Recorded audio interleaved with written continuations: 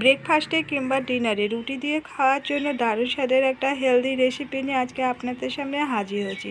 আর এই রেসিপিটা তৈরি করব শীতের নানান ধরনের সবজি দিয়ে। আমি এখানে নিয়েছি বিট, গাজর, শিম, কুমড়ো আর আছে আলু। প্রথমে আমি সবজিগুলোকে ধুয়ে নিয়ে টুকরো টুকরো করে কেটে নিয়েছি। এখন গ্যাসে একটা কড়াই বসিয়ে দিয়েছি, দিয়ে দিয়েছি একটু সর্ষের তেল। তেলটা গরম হয়ে গেছে, এর মধ্যে দিয়ে দিলাম 1 চা চামচ পাঁচফোড়ন।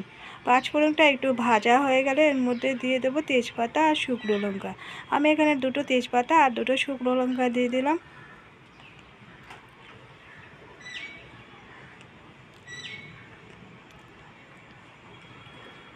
এখন দিয়ে দিচ্ছি এর মধ্যে বিটগুলোকে আমি একটু সরু সরু করে আর পাতলা করে কেটেছি, যেহেতু বিট একটু সিদ্ধ হতে সময় নেয়। আর গাজরটাকেও লম্বালম্বি করে একটু কেটে নিয়েছি ছোটো ছোটো করে। আর প্রথমে বিট, গাজরটা আর আলুটা দিয়ে দিলাম, দিয়ে এটাকে একটু ভাজা ভাজা করে নেব।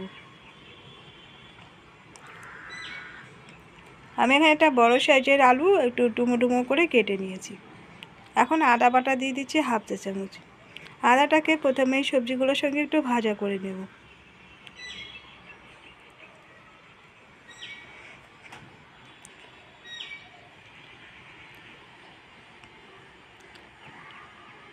এখন এর মধ্যে দিয়ে দিচ্ছি কুমড়ো আর শিম। কুমড়ো আর শিমটাকে দিয়ে এগুলোর সঙ্গে একটু কষিয়ে নেব।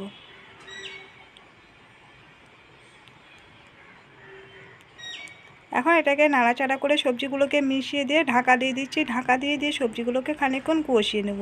2-4 মিনিট পরে ঢাকাটাকে খুলে একবার নেড়ে দিচ্ছি। আবার এটাকে ঢাকা দিয়ে দেব। তার আগে দিয়ে দিচ্ছি এর মধ্যে বেগুন।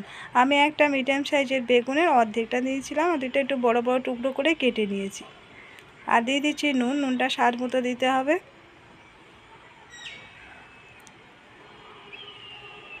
দিয়ে দিচ্ছি হলুদের গুঁড়ো 1/2 চা চামচ। লঙ্কার গুঁড়ো দিয়ে দিলাম 1/2 চা চামচ। এবারে নুন, হলুদ আর লঙ্কা গুঁড়ো দিয়ে আবারও সবজিগুলোকে ভালো করে নাড়াচাড়া করে একটু মিশিয়ে দিচ্ছি।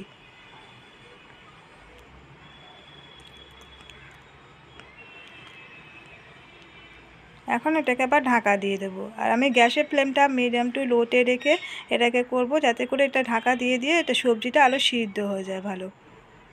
কিছুক্ষণ বাদে ঢাকাটাকে খুলে আরও একবার নেড়ে দিলাম।